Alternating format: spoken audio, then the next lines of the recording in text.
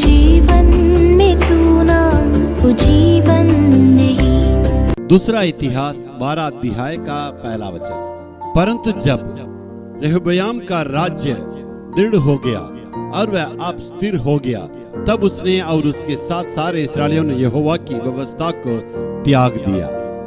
यहूदा देश में जब रेहब्याम ने राज्य किया, उसके चौथे साल में जब उसका राज्य दृढ़ हो गया और परमेश्वर को त्याग दिया, परमेश्वर की व्यवस्था को त्याग दिया और मूर्ति पूजा करने लगे।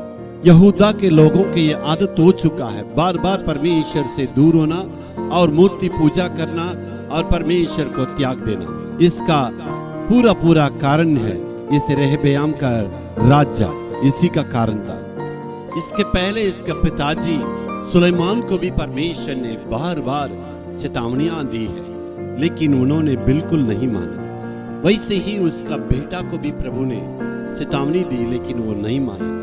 देखिए, उसी के चलते उसको दंड देने के लिए मिस्र के राजा शीशक को वहां पर भेजा।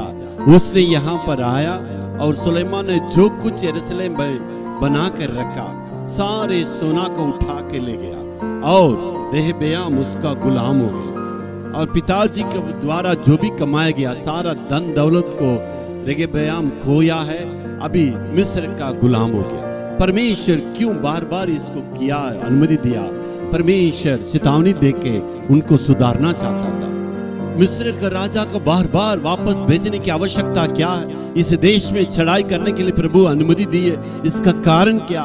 इनके मन में एक पछतावा होना चाहिए। जी हाँ मेरे प्यार, हमारा जीवन में बार बार नुकसान क्यों है, इतनी तकलीफें क्यों, इतना गिरावट क्यों, इतना असफलता क्यों है?